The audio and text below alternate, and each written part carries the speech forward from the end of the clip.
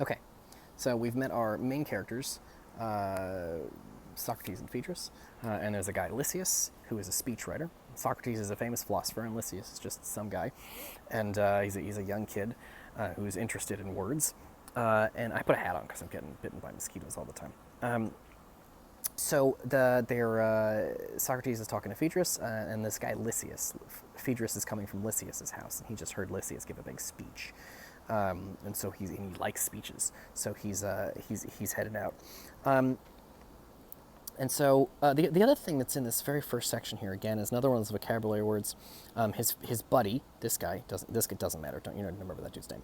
Tells me it's much more refreshing to walk in the open air than to be shut up in a cloister. And cloister is a word you might not know. And so you go over here to the dictionary, and it's seclude or shut up as if in a convent or monastery. So a cloister is really like a small room where like monks go in a church or something to study. And so he's saying it's better to study things outdoors while walking around. Notice that I am outdoors walking around.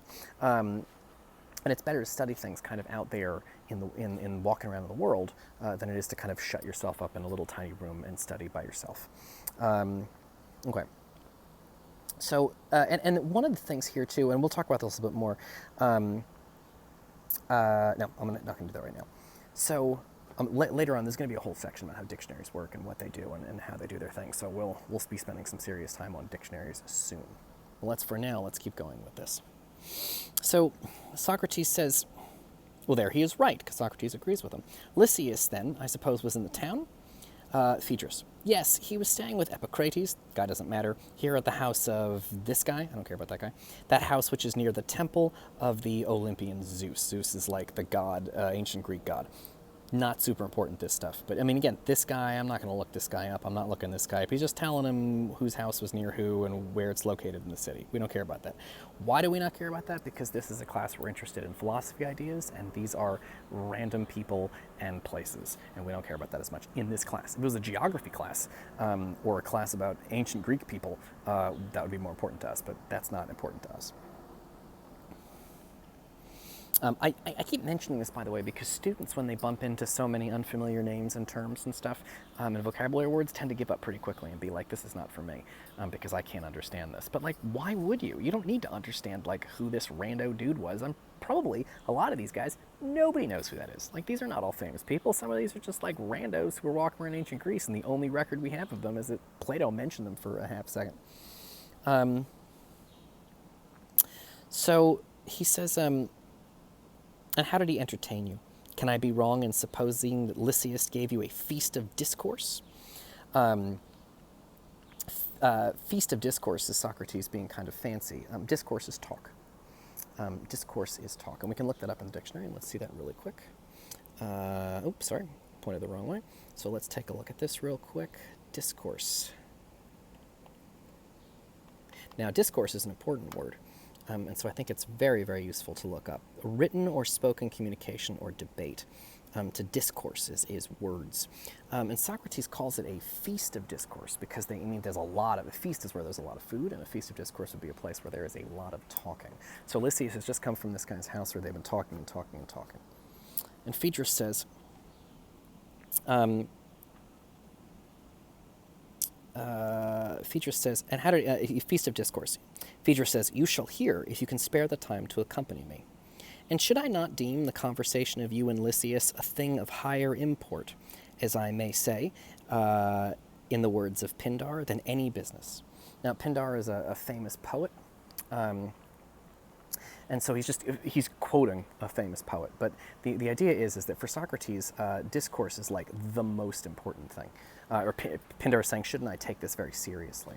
And Phaedrus says, like, yes, sorry, I'm having trouble seeing myself, so I don't know what's going on here. My phone's being a little funny with the screen. Well, he says, yes, this is extremely important, so let's find out. Socrates wants to find out more about this. And Phaedrus says, will you go on? Boy, I'm sorry. Give me 1 second to sorry, I'm having some technical issues right now. I can't see the computer screen. Okay. I'm just going to have to keep going. I can't fix it right now. So Socrates says, boy, this is hard to see. Boy, why can't I fix that? Okay, let's go. Come on.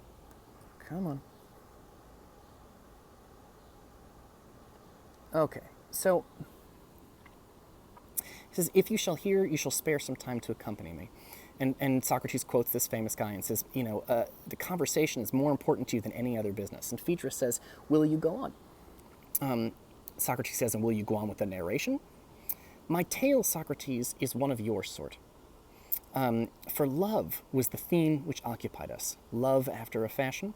Lysias has been writing about a fair youth who was being tempted, but not by a lover. And this was the point. He ingeniously proved that the non-lover should be accepted rather than the lover.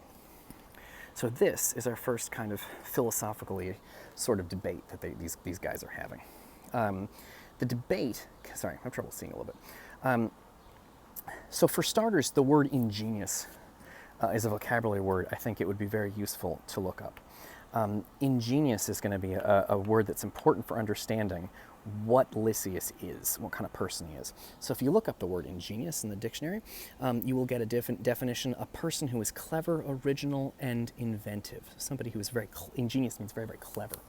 But there's something more to ingenious too. Ingenious is a word that also means like clever, but kind of sneaky clever, kind of sometimes. And Lysias is a bit like this. He's clever, but he's like sneaky clever. And you can see that from exactly what Phaedrus is talking about here. Phaedrus says that they were talking about love, and Lysias has been writing about a fair youth. This is a good-looking, fair here means beautiful. That's one of those tricky things with vocabulary, is you may hit a word like fair, and you may think you know what it means. Fair meaning equal.